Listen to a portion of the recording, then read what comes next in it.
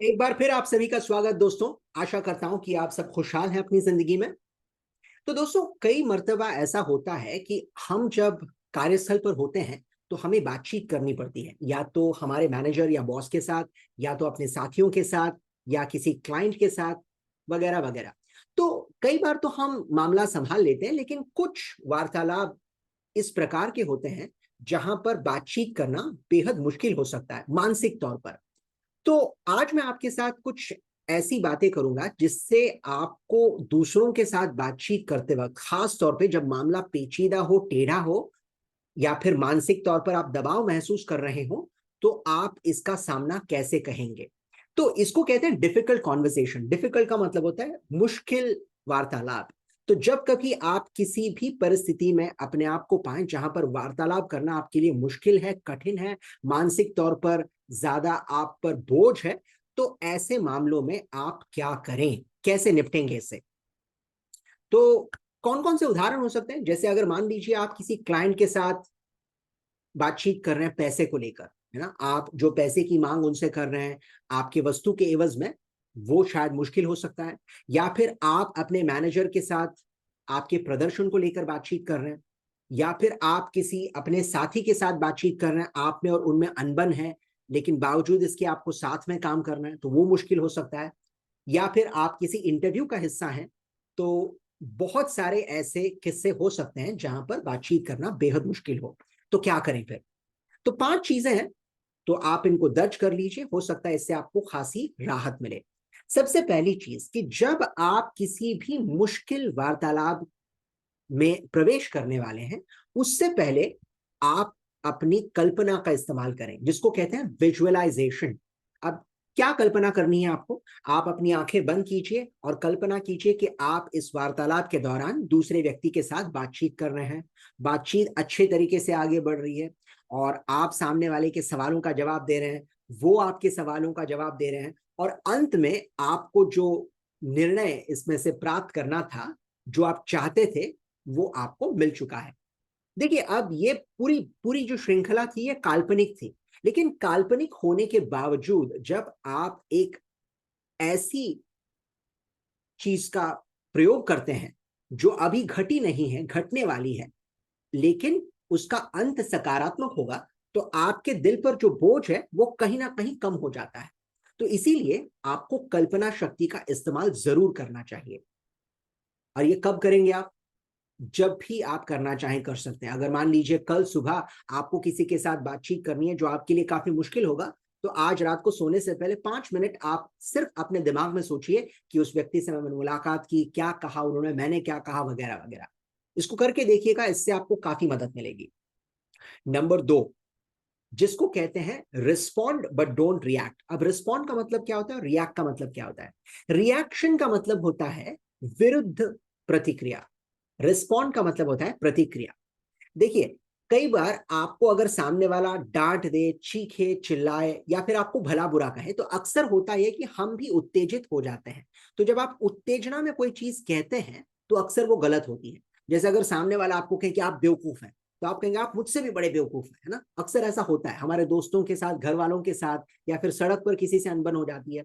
लेकिन जब आप किसी मुश्किल वार्तालाप के बीच हैं, वहां पर बहुत जरूरी है कि आप अपनी भावनाओं पर नियंत्रण रखें और अपनी जबान पर अंकुश रखें, ताकि आप कुछ ऐसा ना कहें जिससे बाद में आपको पछताना पड़े। तो इसीलिए आपको देनी है प्रतिक्रिया, ना ही विरुद्ध आप कुछ कहेंगे जिससे बाद में आपको पछतावा हो। तो इसके लिए आपको क्या करना है, जब कभी आपसे कोई कुछ कहे, ये आदत डाल लीजिए कि कम से कम 1 सेकंड आप जरा सोचें कि सामने वाले ने क्या कहा और क्यों कहा, और फिर आप अपना जवाब दें। अगर सामने वाला आपसे कहता है कि आप बहुत बड़े बेवकूफ हैं, तो आप जरा सोचिए और कहें, ठीक है भाई, अगर आपको लगता है कि मैं बेवकूफ हूं, तो मैं जानना चाहूंगा कि आप क्यों सोचते हैं मेरे बारे में ऐसा, है ना। तो ऐसा जब आप कहेंगे तो सामने वाला भी थोड़ा पीछे हट जाएगा, और आप बिना भला बुरा कहे अपनी बात सामने रख पाएंगे। तो प्रतिक्रिया देना बहुत जरूरी है। अगर आप उत्तेजित हो गए तो आपकी बात जो है वो बनते बनते बिगड़ सकती है। तो इसको याद रखिएगा। तीसरी चीज, जब आप किसी भी ऐसी वार्तालाप के बीचों बीच अपने आप को पाए जहां पर बातचीत करना मुश्किल है, तो आपको एक बच्चे की तरह जिज्ञासा दिखानी चाहिए। इसका मतलब क्या है कि सामने वाला क्या कह रहा है, क्यों कहने की कोशिश कर रहा है, सामने वाला क्या पाना चाहता है मुझसे बातचीत करके, ये जानने की जिज्ञासा आप में होना बहुत जरूरी है। अक्सर होता यह है कि अगर हम गुस्से में हो या फिर हम भी उत्तेजित हो तो हम सिर्फ अपने बारे में सोचते हैं, लेकिन सामने वाला क्या चाहता है, क्यों चाहता है, ये जानना हमारे लिए काफी मुश्किल हो जाता है। तो आपको ये सोचने की कोशिश करनी चाहिए कि सामने वाला जो कह रहा है उसकी क्या वजह है, उसका मूल कारण क्या है। तो ये जिज्ञासा अगर आपके अंदर है, जैसे बच्चों के अंदर जिज्ञासा होती है हर चीज को जानने की, परखने की, पहचानने की, वही जिज्ञासा अगर आप भी व्यक्त कर पाए तो इससे आपको काफी मदद मिल सकती है, ताकि आप अपने वार्तालाप को सही दिशा में ले जा सकें। वार्तालाप को झगड़ा बनने में देर नहीं लगती। चौथी महत्वपूर्ण चीज, आप अपनी शारीरिक भाषा को बारीकी से परखें। खास तौर पे आप मीटिंग में जाने से पहले अगर अपनी शारीरिक भाषा को परखें तो ये आपके लिए बहुत फायदेमंद साबित होगा। अब क्या देखना है आपने शारीरिक भाषा में? देखिए बहुत सारी चीजें वैसे तो, लेकिन अपने हाव भाव को देखना बहुत जरूरी है।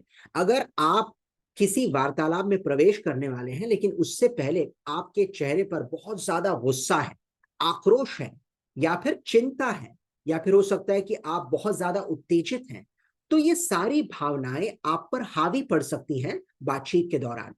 तो ये बहुत जरूरी है कि आप अपने हाव भाव ठीक करें, अपनी शारीरिक भाषा को सकारात्मक रखें और फिर उस बातचीत को आगे बढ़ाएं। तो इसीलिए आप अपने हाव भाव देखें।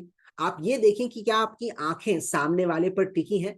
तो जब आप अपने आप को आईने में भी निहारेंगे तो जरा देखिए कि क्या आपकी आंखें सामने की ओर हैं, क्या भटक रही हैं यहाँ वहां पर। इसका मतलब है कहीं ना कहीं आत्मविश्वास की कमी है, या फिर आप कुछ भूल रहे हैं जिसको याद करने की जरूरत है, वगैरह वगैरह। कई बार ऐसा होता है कि आपके कंधे झुक जाते हैं, क्यों, आप पर बहुत बोझ होता है शारीरिक और मानसिक, तो आपके कंधे झुक जाते हैं, आपके हाथ जो है उसमें पसीने छूटने लगते हैं। तो ये सारी चीजें इस बात का संकेत है कि कहीं ना कहीं आप दबाव महसूस कर रहे हैं।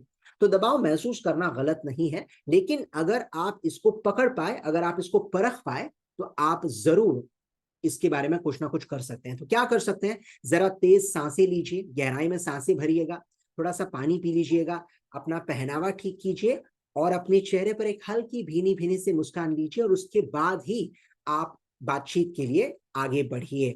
तो अगर थोड़ा वक्त लगता है तो वक्त लीजिए।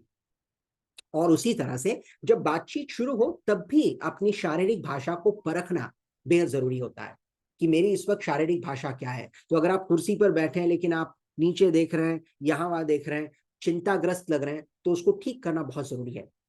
और हाँ, साथ ही साथ सिर्फ अपनी शारीरिक भाषा नहीं, सामने वाले की भी शारीरिक भाषा देखना और परखना बहुत जरूरी है। अक्सर होता यह कि सामने वाला भी हो सकता है कि निराश हो, उत्तेजित हो, गुस्से में हो, तो उसकी शारीरिक भाषा को परखते हुए आप सही तरीके से उससे बर्ताव करें। अगर आपको लगता है कि सामने वाला बहुत निराश है तो आप उससे कह सकते हैं आप काफी चिंतित लग रहे हैं इस वक्त, कोई वजह है इसकी। या फिर अगर आपको लगता है कि सामने वाला बहुत उत्तेजित है या गुस्से में है तो आप कह सकते हैं माफ कीजिएगा लेकिन मुझे ऐसा प्रतीत हो रहा है कि आपको बहुत गुस्सा आ रहा है इस वक्त, तो क्या क्या पूछना चाहते हैं, आप पूछ सकते हैं मुझसे। तो इस तरह से अगर आप बातचीत करेंगे तो आप सामने वाले को भी दिलासा दिला रहे हैं कि भाई मैं आपका शत्रु नहीं हूं, मैं तो आपके साथ बातचीत करने के लिए यहां पर आया हूं। तो शारीरिक भाषा जो है वो बहुत अहम होती है, आपकी भी और सामने वाले की भी, ताकि आप सही दिशा में इस वार्तालाप को ले जा सकें। पांचवी और सबसे महत्वपूर्ण चीज, और वो है रिहर्सल, जिसका मतलब होता है कि आप पूर्व तैयारी करते हैं इस बातचीत के लिए। अब इसका क्या मतलब है, मान लीजिए कल या परसों आपको किसी के साथ बातचीत करनी है, किसी क्लाइंट के साथ, अपने साथी के साथ, या फिर अपने बॉस के साथ, लेकिन उसकी पूर्व तैयारी कैसे करेंगे आप? पूर्व तैयारी तभी हो पाएगी जब आप इसका एक नाट्य रूपांतरण करेंगे।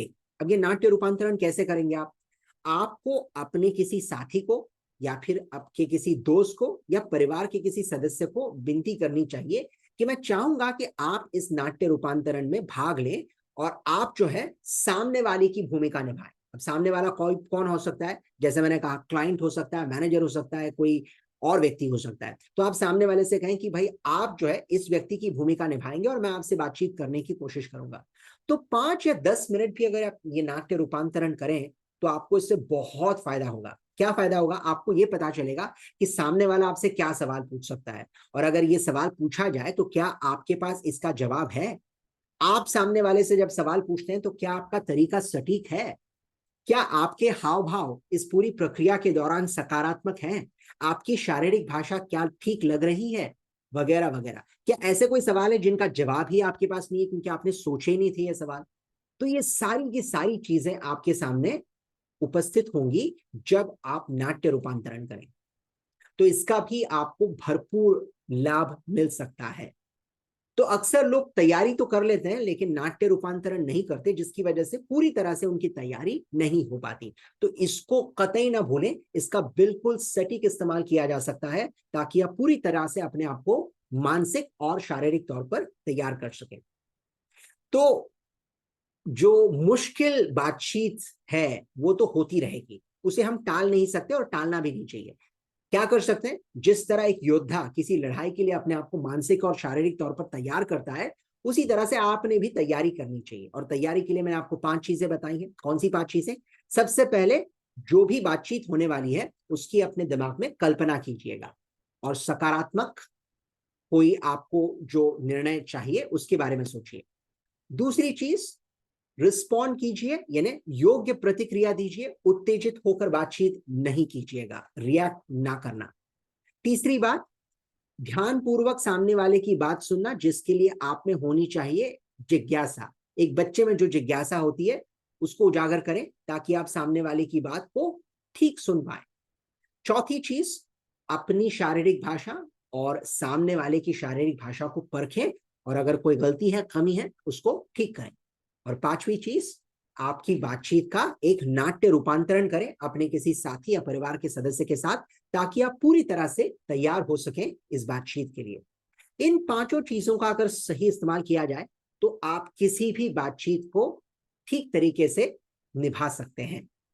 तो फिर इनका इस्तेमाल कीजिए और मुझे बताइएगा कि आपको इससे क्या फर्क महसूस हुआ। हो सकता है कि आपके पास कुछ ऐसे चुनिंदा मुद्दे हो जो मेरे भी काम आ जाए। ठीक है, तो जरा इनका इस्तेमाल कीजिएगा और फिर मुझे बताइएगा कि आपको किस हद तक इससे फायदा पहुंचा, क्या सकारात्मक फर्क महसूस हुआ। तो मेरी बातें फिर एक बार ध्यानपूर्वक सुनने के लिए बहुत बहुत धन्यवाद। जल्द मुलाकात होगी किसी और विषय पर, तब तक के लिए अपना ध्यान रखिएगा। धन्यवाद।